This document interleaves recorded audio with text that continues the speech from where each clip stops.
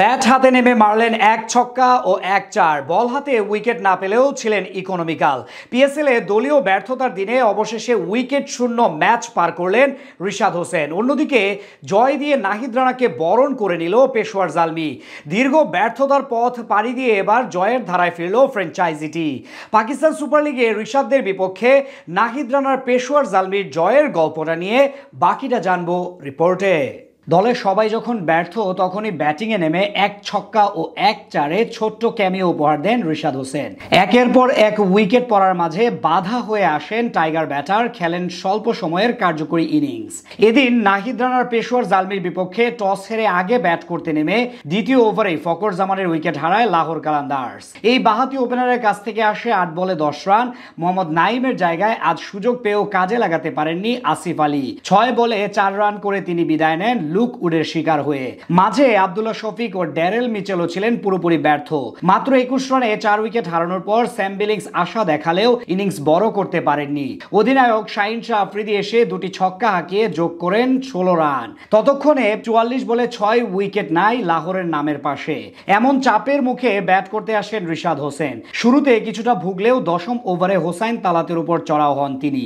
প্রথম বলে ছক্কা হাঁকানোর পর শেষ ডেলিভারিতে এক্সট্রা কাভার অঞ্চল দিয়ে মারেন আরো একটি বাউন্ডারি। যদিও পরের ওভারে আলজারি জোসেফের বলে উইকেটের পেছনে ক্যাচ দিয়ে 13 বলে 13 রান করে সাজঘরে ফিরেন টাইগার অলরাউন্ডার।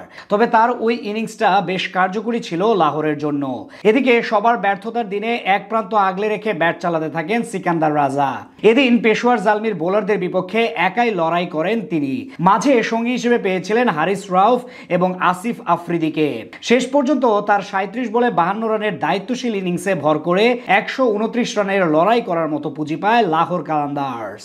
জবাব দিতে নেমে পেশোয়ার জালমির ব্যাটাররাও শুরুতে মারাত্মক চাপে পড়ে লাহোর কালান্দার্সের পেসারদের সামনে।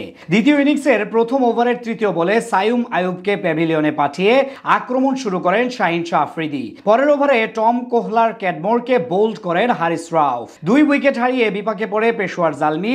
এরপর মোহাম্মদ হারিস ও বাবর আজম প্রাথমিক ধাক্কা সামাল দিলেও পঞ্চম ওভারে 16 বলে 20 রান করে আউট হন হারিস। তবে এরপর আর বড় কোনো বিপদ ঘটতে দেননি বাবর আজম এবং হোসাইন তালাত। দুজন মিলে উইকেটের লাগাম টানার পাশাপাশি এগিয়ে নিয়ে যেতে থাকেন রানের চাকা, সাথে ধীরে ধীরে ম্যাচ নিয়ে যেতে থাকেন নিজেদের দিকে।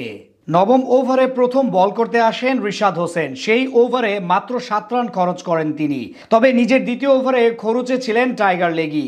এবার দিয়ে যান 11 রান। পুরো ম্যাচে 2 ওভারে উইকেট শূন্য থেকে 18 রান খরচ করেন তিনি। এদিকে 14তম ওভারে ব্যক্তিগত অর্ধশতক পূরণ করেন বাবর আজম।